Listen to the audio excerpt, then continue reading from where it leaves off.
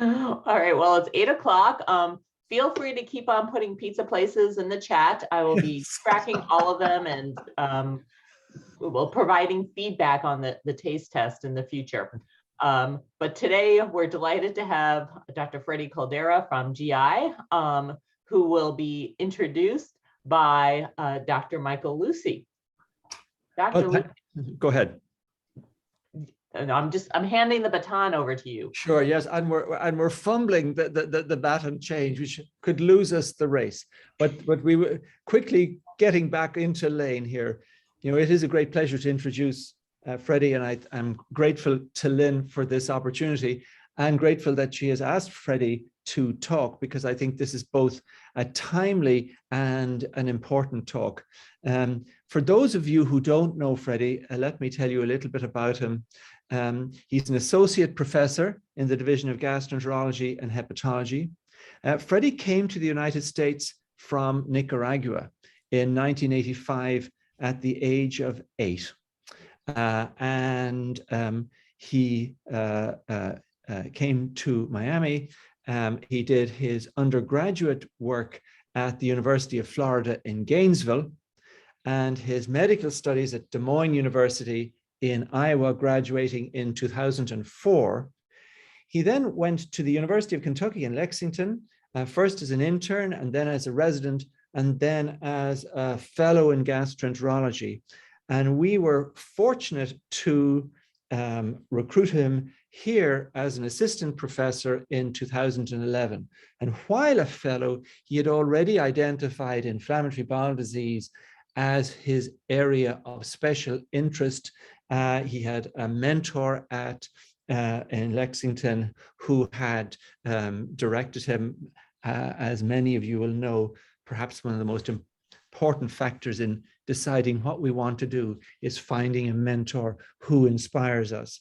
And since here, he has developed into a true expert in inflammatory bowel disease and has found an area of research in the question of vaccine responsiveness in patients with inflammatory bowel disease, and how timely that has been with the advent of the pandemic. He was promoted to associate professor in 2020. He was just telling me, just as the pandemic broke, he became an associate professor. And he is going to talk to us today on reducing the risk of vaccine preventable diseases in patients with inflammatory bowel disease. So with that introduction, I introduce Freddy. Thank you very much, Freddy. Thank you, Michael. Thank you for all your support throughout the years. It's been great. So thank you, everybody. I'll keep the code up here for a second, and I know Clint will put it in the chat. But today, I'm going to discuss a topic that I've been passionate about even prior to the COVID pandemic. When I came to Wisconsin, I started my master's work, and that's where I met another mentor, Professor Mary Haney in the School of Pharmacy. And a lot of the work that I'm going to present today and things we're going to talk about are I've done with her. So I'm also very thankful for all her support throughout the years. So I have a couple of disclosures, being a consultant and getting some financial funding from industry. But today I'm going to discuss what are the risks of serious and vaccine preventable illnesses or diseases in patients with IBD. As many of you know the ACIP, or the Advisory Committee on Immunizations practice, they make the adult immunization schedule. Even if pre-COVID you didn't know who they are, you know they're right now the ones who are responsible for providing recommendations from the CDC. And I'm going to talk about how patients with inflammatory bowel disease at times may need an optimal or alternative immunization schedule. And obviously, because it's COVID, half my talk is going to be about what we learned about COVID during the pandemic, the lessons we learned, and actually the role that a medical subspecialist such as myself can play with educating patients and providers regarding vaccine preventable illnesses. And finally, I'll talk about our prospective study we've done at UW, our study called Hercules, where we've been evaluating the vaccine response in patients with inflammatory bowel disease. So to make sure everybody's on the same page, what is inflammatory bowel disease? So inflammatory bowel disease is a chronic gastrointestinal condition that causes inflammation in the gastrointestinal tract. It's commonly thought of as an autoimmune disease, but it's really not autoimmune. It's really due to overstimulation due to some potential environmental trigger. It's classically defined as two different diseases, either as ulcerative colitis, where it causes inflammation in the colon at the mucosal level, or as Crohn's disease, which is lumped into a disease that causes inflammation from the mouth to the anus, where it can be localized only in the stomach, in the small bowel, in the colon, or many different locations. Prior to 1960, the incidence of inflammatory bowel disease was rare other than in the Western world. This typically was not seen in Asia or Latin America or Africa.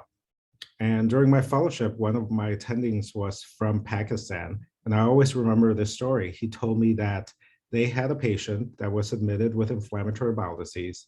And because this condition was so rare, that all the medical students were told to go see this patient.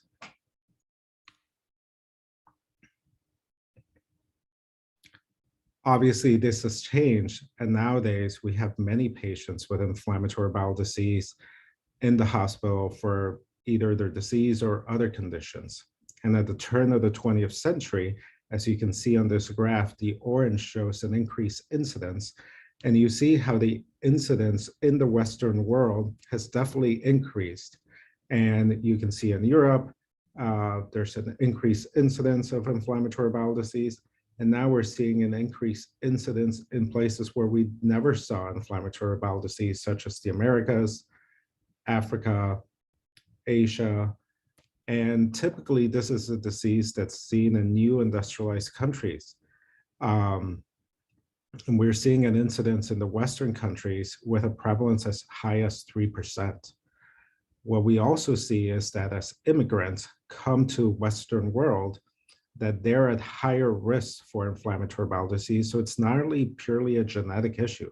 There's definitely some environmental trigger as you move into become more westernized that increases the incidence of inflammatory bowel disease.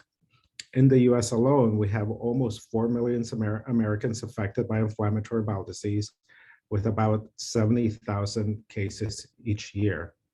And if you ask patients, they feel that this is an invisible disease, where most patients with IBD, actually you can tell they're quote unquote sick. So definitely this is something we'll be doing. And I'll talk to you more now about how inflammatory bowel disease is more than just two different diseases. So as we talked about, we typically said this was a condition, either ulcerative colitis or Crohn's. But what we know now is that this is a spectrum. Remember, this was defined by man as defining two different diseases. And I won't even get into the genetics, where we know that there's 200 different genes associated with inflammatory bowel disease, and many of these genes overlap, where 10 years from now, this graph will look very different.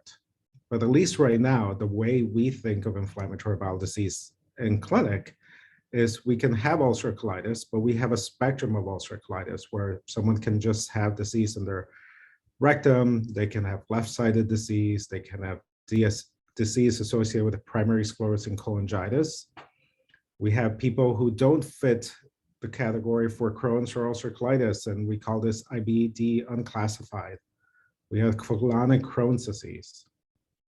We also have something called perianal disease, which this can be a very hard to treat disease, where someone with Crohn's disease will have isolated perianal disease that will lead to recurrent abscesses and fistulas. Or we have small bowel Crohn's disease, and we're really not even touching about very early onset IBD or the diseases we see after an ileoanal pouch. So when you see a patient with IBD, these are patients we definitely should be seeing in clinic, because the treatment, as you'll hear, is definitely getting very complicated. So how do we treat inflammatory bowel disease? Classically, we've been treating inflammatory bowel disease with immune modifying therapy because it's an over-response to the immune system. And while these therapies have definitely increased the rates of clinical remission, and at times we get what we call mucosal healing, where we don't see inflammation to the naked eye on an endoscopy, or even we get what we call deep remission, where we're not seeing inflammation at all, even at the histological level. These therapies come with a cost, and the risk is that they're at risk for infections. So this was a study that looked at the risk of a serious infection. So this is an infection that results in hospitalization, or an opportunistic infection. And this was done using a nationwide French database of almost 200,000 patients with IBD, with a follow-up of almost 9,000 patient years. And they evaluate the risk of not being on therapy, thiopurine therapy, which is typically azathioprine or 6-MP, anti-TNFs, which is infliximab, adalimumab, sarilizumab, or the combination of these agents.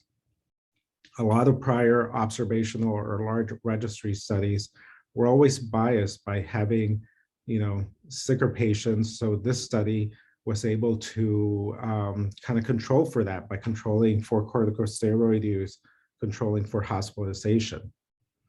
And what they found was that those who were not on immune modifying therapy had a low risk of a serious infection annually. The risk was 0.8.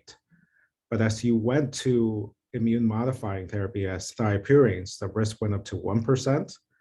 Then it went on anti-TNF to 2%.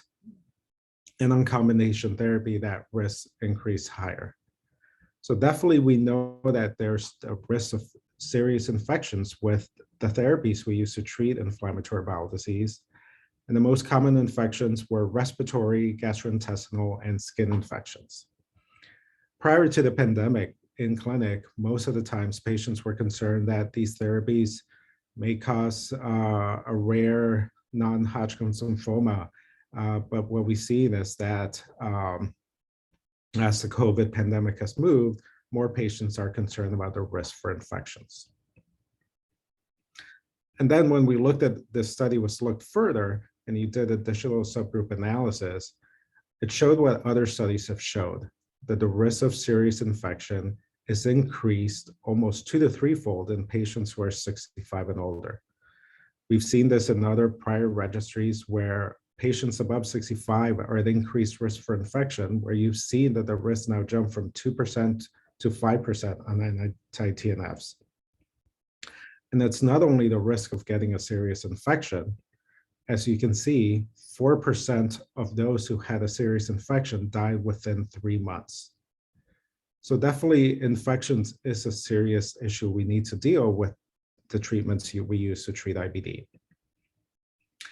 And as we've gotten new therapies, we've seen that the risk of new novel therapies is decreasing. So when I left my gastrointestinal fellowship, the only therapies we had to use to treat IBD were the anti-TNFs and thiopurines. Since then, we've seen the advent of vedolizumab, which is a gut-selective agent. We've seen ustekinumab, which is IL-12/23 blocker, and I'll go into further in the next slide of the new treatments. But some of these agents, such as vedolizumab, have very good data showing that the risk of infection is no higher than placebo, because this is only a gut-selective agent. Ustekinumab, an IL-12/23 blocker that's been around for quite some time to treat psoriasis, seems to have a lower risk of infection, but we really need longer-term data, because at least in inflammatory bowel disease, we use higher doses to treat, and we use it at higher intervals. Tofacitinib is a new JAK inhibitor, and that's definitely been shown to have higher risks of infections and herpes zoster and other things. So what does treatment hold for the future inflammatory bowel disease? In the next 10 years, this slide is going to get more complicated. So as I stated before, since 2014, we've seen 4 more agents introduced. We've seen vedolizumab, we've seen ustekinumab, we've seen tofacitinib, we've seen an S1P inhibitor. Just yesterday, we had a new JAK1 inhibitor called upadacitinib. And what the future holds is not only are we going to likely get more gut selective agents that inhibit white blood cell trafficking, we're going to get more IL-12, IL-23 blockers in the next year. We're going to get new JAK inhibitors. But a lot of the trials are currently combining some of these agents to increase the risk of, increase the rates of clinical remission, increase mucosal healing. But what we have to know is at what cost are they going to come? What's the risk of infection going to be? And how can we prevent these infections? So we know that patients with IBD traditionally didn't receive preventive services at the same rate as general population. And one of these preventive services was immunization. We've done studies where we show that patients with IBD, the rates of immunization are increasing, but they're still not optimally where they should be. And why is this? So patients with IBD are typically young, and they might see their gastroenterologist or gastroenterologist provider as their main primary care provider. And the trouble is, a lot of these patients are on biologic therapy. And there's concern whether these vaccines are safe, if providing vaccination could cause a flare, whether it could lead, the vaccines are efficacious. And there's a big discrepancy in who should be responsible for this. Obviously, I'm biased since this is something I'm very passionate about. And I think as gastroenterologists and gastroenterology providers, we really should own immunization for patients with IBD, or at least share this responsibility with primary care providers. So while we know that patients with IBD may have lower immunization rates, one thing we wanted to determine is immunization rate equitable? So we did a multi-center retrospective study at University of Wisconsin and Medical College to determine if there were racial, ethnic, or geographic disparities in vaccine uptake. So we did this retrospective study, and we looked at patients between September 2019 and February 2020. So looking at pre-pandemic times, because during the pandemic, there might be other issues with the advent of telehealth and other barriers that have impacted vaccine uptake. And we sought to see if patients completed an influenza vaccine, pneumococcal, or herpes zoster. And our primary outcome was looking at influenza vaccine uptake over the prior 2 years. And our secondary outcomes was looking at the other vaccines, looking at pneumococcal, Hep B, and herpes zoster. We had 2,053 patients who met our inclusion criteria, most identified as non-Hispanic white. Greater than 75% were on immune modifying therapy.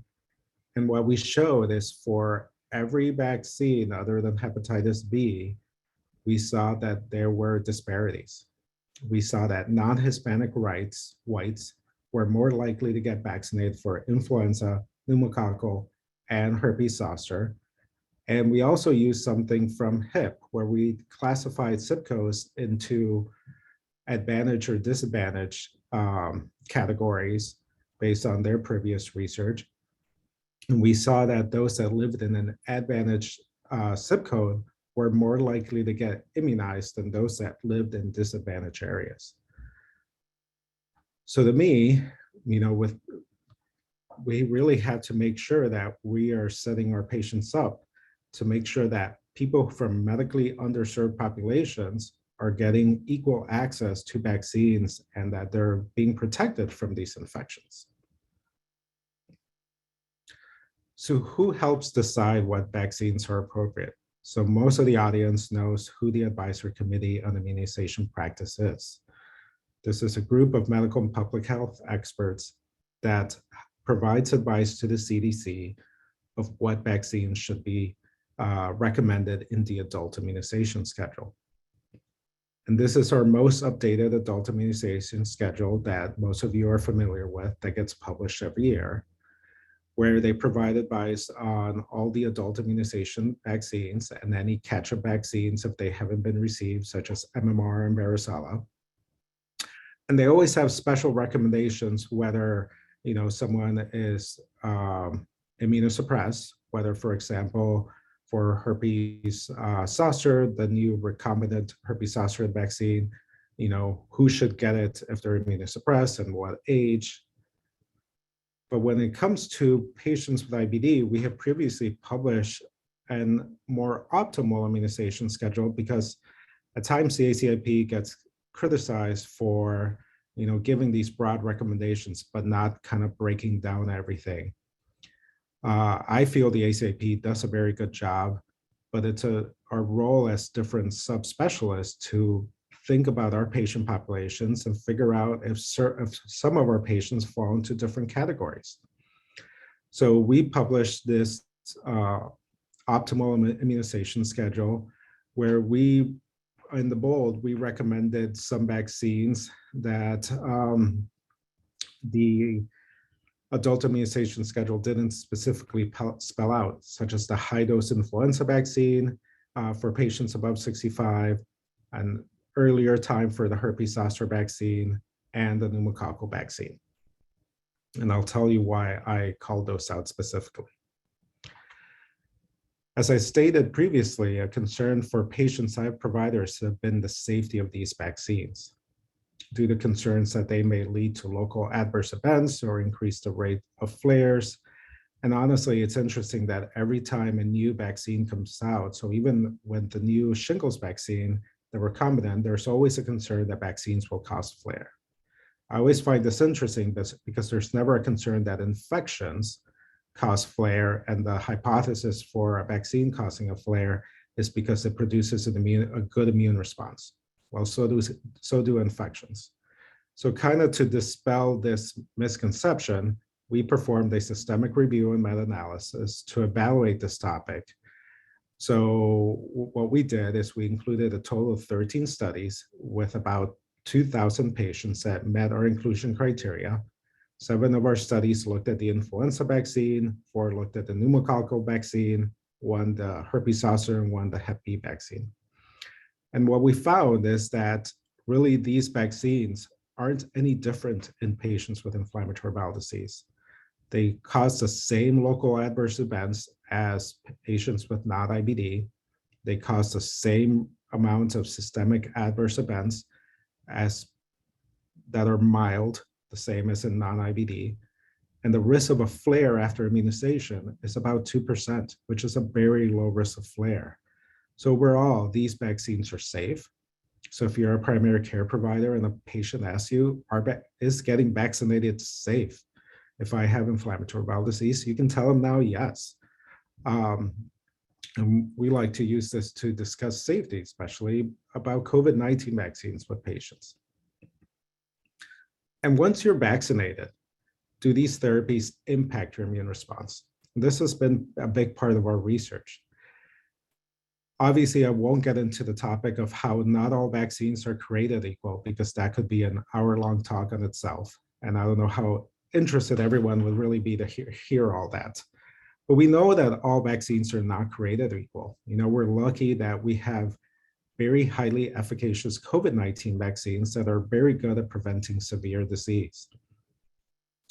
And we know that there are certain vaccines, such as the live MMR and varicella vaccine, that are very good at preventing any disease. So what I'll talk to you here, most of this data is based on influenza vaccine response. So we know that just having IBD does not impact your ability to mount a good immune response. And even those on aminosalicylates or thiopurines, their vaccine response is not blunted by those therapies. Most of the data we have are from anti-TNF therapy, used as alone or in combination, where studies looking at influenza vaccine response, pneumococcal vaccine response, or hepatitis B have shown that these therapies may blunt the vaccine response. We have very little data for our newer agents, because they haven't been out as long. So when we think of the diseases we're going to concentrate on, I'm going to talk to you about mostly influenza, herpes zoster, and pneumococcal in the next couple of slides. And the reason I'm talking about these are the most common things that will lead to a serious infection, resulting in hospitalization. So we did a retrospective study using the nationwide inpatient sample database to identify what was the most common vaccine preventable disease that resulted in hospitalization in patients with inflammatory bowel disease. So using the NIS, we looked at data from 2013 to 2017, and we found that influenza, followed by herpes zoster, and pneumococcal pneumonia were the most common vaccine preventable diseases that resulted in hospitalization. In this data set, we found that patients 65 again and older had higher risk for intensive care stay, SIRS, and multi-organ failure. So as we can see, vaccine preventable diseases can definitely lead to significant morbidity. So what can we do to prevent influenza, herpes zoster, and pneumococcal pneumonia? So obviously, we can tell all our patients to get immunized with the influenza vaccine. But I've told you that those on anti-TNF therapy may have a blunted vaccine response. So to determine if we could improve vaccine response, we did a randomized controlled trial where we used the high-dose influenza vaccine. So if you're not familiar with the high-dose influenza vaccine, this is a vaccine that has 3 times the amount of antigen and is indicated for patients 65 and older, and in other immunosuppressed populations has been shown to induce higher antibodies. So we randomized patients to the high dose or the standard dose influenza vaccine. And what we found is that the high dose influenza vaccine was able to induce higher H3N2 antibodies compared to the standard dose, which is the one in gray. We didn't see an effect on the H1N1, but we think that's more likely because it had been the same H1N1 strain that had been about since the H1N1 pandemic. So because of this, we recommend that our patients with IBD who are on anti-TNF monotherapy get the high-dose influenza vaccine because higher antibodies are associated with higher protection. How about pneumococcal pneumonia? In my opinion, I think all patients with IBD should get immunized against pneumococcal disease, and I'll tell you why. There are 2 large population-based studies showing that patients with inflammatory bowel disease are at increased risk. So on the left here is a cohort study of over 100,000 patients with IBD compared to almost 400,000 controls. And it shows that patients with IBD have an increased risk for pneumonia. And this study was very good. They used ICD coding consistent with pneumococcal disease and with treatment and antibiotics. And what they found is that when they did a nested control study is that biologic medicines also increased the risk. Corticosteroids increased the risk for pneumococcal pneumonia. Additionally, on the right, you will see a large population-based study from Europe that had 74,000 patients with IBD compared to more than 1 million non-IBD controls. And what they found is that invasive pneumococcal disease was at an increased 3-fold increased risk, especially within the first year of diagnosis. One of the hypotheses of this is when the first year of diagnosis is common to use corticosteroids, and maybe using corticosteroids during this initial time may lead to this increased pneumococcal disease. So because of that, I feel we need to immunize our patients against pneumococcal disease. Herpes zoster is also a big issue. As all of you know, herpes zoster is reactivation of varicella zoster virus. In the general population, we see 1 million cases annually. We know that the lifetime risk of developing herpes zoster is 1 in 3. We know that age and immunosuppression can increase this risk. And those who are immunosuppressed are at higher risk for complications. This large population-based study that included over 100,000 patients with IBD compared to almost 400,000 non-IBD controls, show that patients with IBD in the blue are at increased risk to non-IBD controls. And we know that the age for immunization in the general population against herpes zoster is 50. And we see that patients with inflammatory bowel disease, even in their early 30s now, are at that risk. And then in a nested control study, we see that the therapies that we traditionally use, such as thiopurines, anti-TNF, corticosteroids, definitely increase that risk. So for quite some time, we really couldn't do anything about herpes zoster. The only vaccine that was available was the live attenuated vaccine, Zostavax. And there was a concern that providing that vaccine to someone who was on thiopurines or anti-TNF would actually be harmful. We now know that there's a trial that's been finished called the Verbi trial that actually showed that was safe. That's actually a moot point anymore because the Zostavax is no longer available in the US, because now we have the recombinant herpes zoster vaccine, which basically has a new novel adjuvant and has glycoprotein E, which is on the surface of the varicella zoster vaccine. And this is a recombinant herpes zoster vaccine that's highly efficacious in the general population. It has a vaccine efficacy in the very high 90s. And multiple studies have been done in immunocompromised conditions and shown that this vaccine is not only efficacious, but it's safe in the immunocompromised hosts. And because of this, actually, there's a new MMWR just out this year that now recommends the recombinant herpes zoster vaccine for adults who are 19 and older.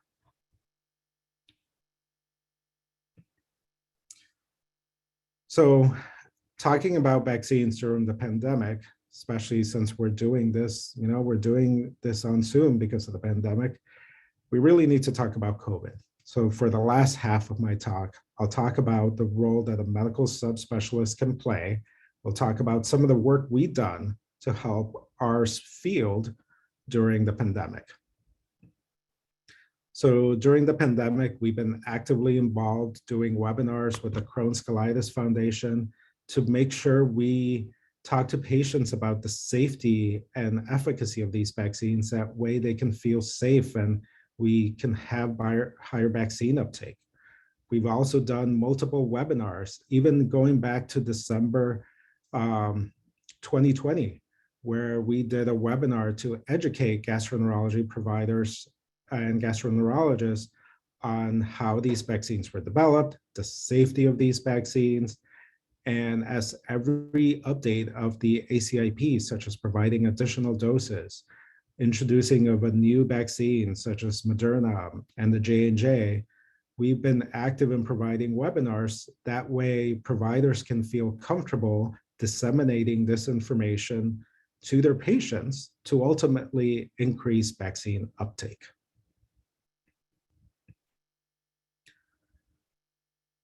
But what we initially saw during the pandemic is we saw that there was a decrease in vaccine uptake, and we really,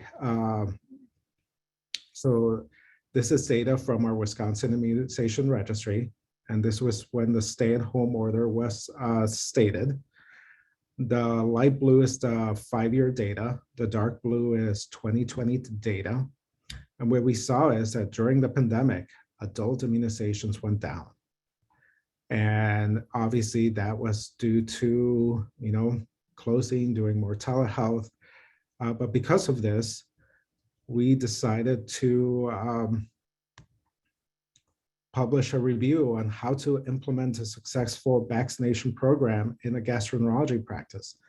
And honestly, this could be easily implemented in any medical subspecialty to increase vaccine uptake, because something that we don't know is what impact has telehealth had on immunization rates across all subspecialties, because patients are having less access at times with their medical subspecialists for a live clinic appointment, where you could easily implement what we've done and what we publish into any clinic whether you're doing an inpatient visits and you educate your staff about, the safety of the vaccines in your own medical subspecialty. But the first thing you need to do is you need to identify a champion in that field who's going to stay up to date with vaccines, know when new recommendations come out. But at UW Health, we're very lucky where, we have standing orders where we can use medical assistants to provide influenza vaccines based on delegation protocols. Where if you're even seeing patients through telehealth, you can definitely implement systems where you're sending them to their pharmacy to make sure they're getting immunized, or sending orders if you're a medical subspecialist to their primary care provider. And as we evolved during the pandemic, we published an article to educate gastroenterologists on how this vaccine was developed. We published the following article that talked about what traditional vaccine development is and how Operation Warp Speed trimmed down that timeline, the role of the FDA, the role with the ACIP played. Because in my experience, it's at times it can be easy to say people are hesitant of getting vaccinated. But if you educate providers on some of these not known or these common misconceptions, they can educate many other patients. So we found this article very helpful to educate gastroenterology providers about this. Because the ACIP has played a big role during this pandemic. They provide recommendations for the immunocompromised people, which comprise about 3% of the US population. But as you know, this immunocompromised population is a heterogeneous group. There's solid tumor hematological malignancies, there's solid organ transplants, stem cell transplants, and there's our group of patients. So they have a very hard job where they can provide a clear recommendation for every single disease state. And honestly, that's where I feel as subspecialists, we can play a role, because while the ACIP can provide some broad recommendations, such as they provided in the past, at times, the difference between immunocompromised people is too broad, and we as subspecialists have to play a role. So I'll talk to you about in IBD what role we played. And even before we got to the COVID-19 vaccine, we knew from data such as the Secure Registry, which was this large international collaborative database that was developed to monitor COVID-19 outcomes in patients with IBD. And what we learned initially is that patients with IBD are not at increased risk for severe COVID. And this is the latest update from the Secure Registry that showed that the only ones who are at increased risk for severe COVID are those with additional comorbidities or those who may be on oral corticosteroids. And once we started getting data on the COVID-19 vaccine, because as many of you know, immunosuppressed populations weren't included in the original vaccine trials. So this is original data that the ACIP reviewed last summer. And what it shows you is that different groups respond very differently and are able to mount a humoral antibody response to, this is mostly data on 2 doses of the mRNA vaccines, where you can see organ transplant compared to those on immune modifying therapy, the responses are different. But because there was data out there showing that a 3rd dose, mostly data from solid organ transplants, that a 3rd dose was more likely to induce higher antibody response. This was a randomized trial where they provided solid organ transplant patients a 3rd dose of the Moderna vaccine. The ACIP went ahead and recommended an additional dose of an mRNA COVID-19 last August for people who they define as moderate to severely immunosuppressed. For patients with IBD, that meant those on corticosteroids or anti-TNFs or immunomodulators. And the purpose of the additional dose was to increase the likelihood of mounting an initial humoral immune response. And who did the ACIP said fit into this category? They defined this category as moderately to severely immunosuppressed, but this was not based on data of immune response after COVID-19 vaccination. As many of you are aware, COVID-19 vaccine delivery happened fast. So in order to participate and be able to do a study evaluating immune response, you really had to be ready to do this back in December. So for many conditions, we have no data on the initial immune response. So what the ACIP did is they used the CDC Yellow Book and IDSA guidelines of who they consider moderately to severely immunosuppressed and gave this broad definition so that there was increased access to the vaccine and barriers were being done. So what do we know from patients with IBD? In the US, we have 3 large cohorts that have looked at immune response in patients with IBD.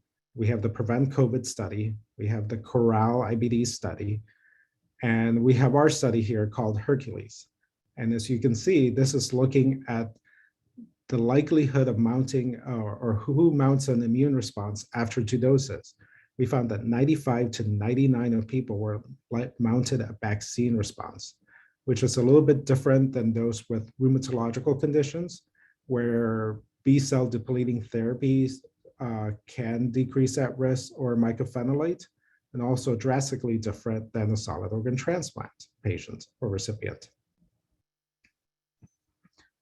And how did this process move? So I'll talk to you how we got to the 4th dose, where a lot of people have questions about the 4th dose of an mRNA vaccine.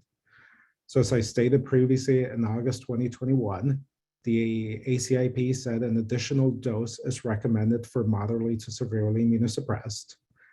As we were getting more data from Israel in September 2021, the ACIP said booster doses were allowed for the general population, certain people with underlying medical conditions, as the EUA for Moderna and Janssen allowed for additional doses. In October 2021, the ACIP allowed booster doses for Moderna and the Janssen vaccine. And at that time, they basically said you could do a mix and match strategy also. In November 2021, vaccination was allowed for 5 to 11-year-olds. Later in that year, now they said, we recommend booster doses for all patients. And actually, back in October, when they stated that a 4th dose, that a booster doses of all types was allowed, it didn't get much press. But since October of last year, the ACIP basically allowed the 4th dose to be given. So the 4th dose wasn't new. And then in December of 10, they allowed booster doses to 16 to 17-year-old. In December also, the ACIP went ahead and said mRNA vaccines are the preferred vaccine for all adults. In January 2022, as we were starting with Omicron, due to some waning efficacy data, the ACIP lowered booster doses to now 5 months. And on February 4th, just last month, the ACIP said, out of abundance of caution, we should shorten that interval to 3 months prior to the 3rd dose if you're going to get a booster. So for the 4th dose, you should get it 3 months after your 3rd dose. So I know a lot to take in, and I'll summarize this here in a second. I'll show you. So now the CDC states that someone who's fully vaccinated, it means they initially got their primary series. And I'll show you who that is. And someone who's up to date means that they've gotten any additional doses, any booster doses that they're eligible for. And I'll simplify this here. So based on the most recent data and ACIP recommendations, the ACIP for the general population recommends a primary dose of mRNA as 2 doses and a booster dose. If you're moderately to severely immunosuppressed, you get a 3-dose primary series and a booster dose 3 months later. While many of our patients did not get a viral vector vaccine, we can't forget about them. And now we have recommendations for not only the general population to get a booster dose, but there are new recommendations for those who are moderately to severely immunosuppressed. After they've had the primary dose, an additional dose is recommended, and an mRNA booster dose is recommended 2 months after that. So definitely make sure, especially you're moderately to severely immunosuppressed, have had 3 doses if they had had 2 additional doses if they got a primary viral vector vaccine. So what have we seen in our patients with IBD? We've seen that patients with IBD have high vaccine uptake. We did a study here looking at vaccine uptake in our patients with IBD, and we found that the majority of patients did take a vaccine. 84% of patients received the vaccine, but we found that it was inequitable. We found that underrepresented minorities, those living in rural areas, were less likely to get vaccinated. Studies have shown that these vaccines are efficacious in patients with IBD, and they're effective at preventing disease. This is data from Israel that show that patients with IBD compared to non-IBD controls are not at higher risk for COVID-19 disease compared to non-IBD patients, even those on anti-TNF therapy. And in the last couple minutes, I'll talk to you about our study Hercules. So we started our study Hercules to look at the Humeron cellular immune response. And while other studies have mostly concentrated on the humoral response, I'll show you some of our data on how it pertains. Throughout the pandemic, as new vaccine recommendations, you can see how we've had to adjust our protocol so that we could include all our patients. But what we found is that patients with IBD, where the majority, 97%, were able to mount an antibody response. Antibody concentrations were lower than healthy controls. I don't know if that's clinically significant. We saw those that got the Moderna vaccine had lower antibody concentrations than the Pfizer vaccine. We saw that those who were on non-immunosuppressive therapies had higher antibody concentrations than those who were on more immunosuppressive therapies. When we looked at the 3rd dose, we saw that every patient who had 3 doses of an mRNA vaccine was able to achieve a humoral antibody response. There was no difference between those immunosuppressed and immunosuppressed, no difference between Pfizer and Moderna vaccine, and no difference between the therapies. And this is actually, we have this in preprint, and this is actually our most exciting data where we looked at the cellular immune response after COVID-19 vaccination. And this is where it basically tells you that antibodies don't tell the whole story. This is our initial data of after 2 doses. We found that patients with IBD compared to healthy controls have a similar cellular immune response. It's interesting that antibodies don't correlate to a T cell response. So higher antibodies didn't necessarily correlate to a T cell response. While we found when we look at the antibodies, there is a significant difference. There's not a difference in the cellular immune response, whether you're an immunosuppressive or immune modifying therapy or a non-immune modifying therapy. And because of this, this is an editorial that I just wrote, where I definitely think all patients with IBD should get the 3 doses of an mRNA vaccine, should be up to date. They should get their booster, 3 to 5 months after their 2-dose series. I don't know if everyone qualifies for a 4th dose.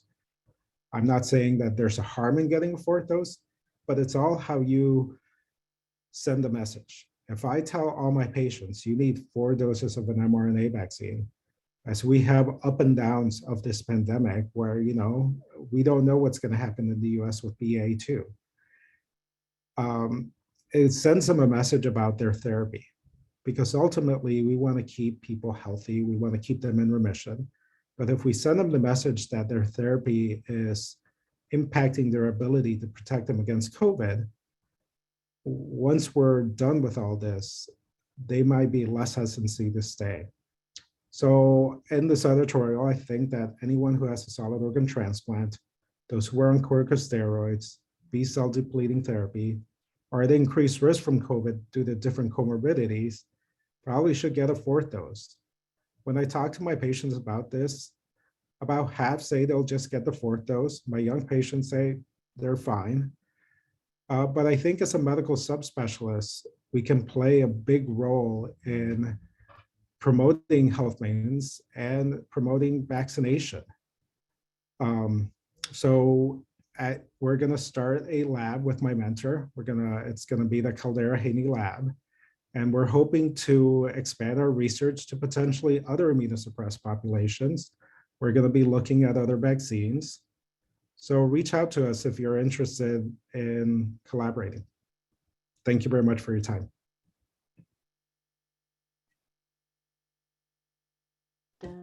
Great. Thank you for a really wonderful and clearly presented overview of vaccines in the immunosuppressed population. Just FYI, my latest email alert from the New York Times just said that Moderna is asking for approval for the fourth dose for all adults over 19, not just suppressed dose. So it remains a work in progress. I will start with the first question. I was intrigued, the data showing healthcare disparities in vaccination rates in IBD patients was pretty impressive.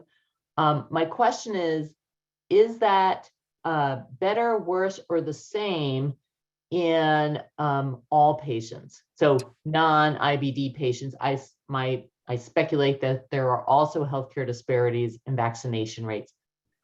So do you know anything about that? Yes, yeah. So we know that there's disparities for all the adult immunization vaccines. But what we wanted to show with this, and our papers currently under review, is that even a population who's at increased risk, that these disparities still exist, and we really need to make system level changes to increase access, break down barriers to increase vaccine uptake. Yeah, but do we know, are those disparities lessened in a population that is at higher risk, or unchanged, or worse? We don't know, because no one had looked at these barriers before we did, because we're lucky in Wisconsin we have the where before you just rely on patient recall that for some vaccines is reliable. Yeah. Okay, a couple of questions from John Kelly. You sort of touched on this. For influenza, do antibody concentrations correlate with protection from disease? And what about in other vaccines? So in influenza is tough because we get different strains year to year, right? And we think it's a good year when influenza prevents severe disease, which what we really care about, just like thinking of COVID, where we've all had the patient that said, I'm not going to get vaccinated for the flu shot because I still got influenza. And I tell them, well, really the goal of the influenza vaccine is to prevent you from getting hospitalized. So if you didn't get hospitalized, it worked. And it's all how you send the message, where antibody concentrations, higher antibody concentrations are associated with higher protection, but it depends on the season. Obviously, this year we know that the influenza vaccine wasn't as efficacious. And then a specific question, did your data include patients who were receiving 5-ASA alone? Yes, we had a subgroup that was on only what we call aminosalicylates, which are a non-systemic immunosuppression. And we know from previous data that that doesn't impact vaccine response, because there's. Great. And then an interesting question from Mark Albertini. Any information about the timing of when you give the vaccine in relation to an anti-TNF infusion?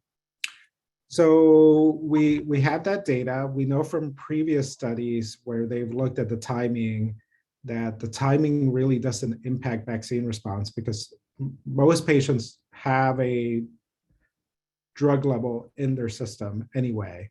And studies have given influenza vaccines at trough or mid-infusion, and there's no impact.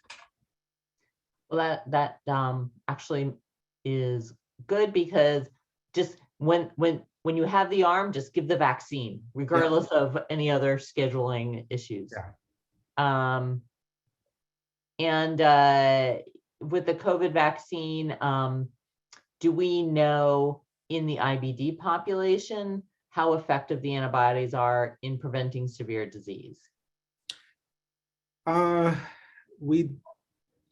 We have some big data showing that the vaccines are efficacious, but I think as we move with the pandemic, we'll have to define what we're trying to prevent, right? Are we trying to prevent a primary hospitalization from COVID and not you're hospitalized for an IBD flare and you happen to be COVID positive that day, right? Where even as the CDC, we actually need to move from that, or even how we report, and I know that gets hard. And the reason we don't have antibodies, it depends on what time point you check antibodies. Because from my data and other data, we know antibodies go down with time, but a lower antibody doesn't necessarily mean the rest of your immune response isn't there ready to help. Yeah.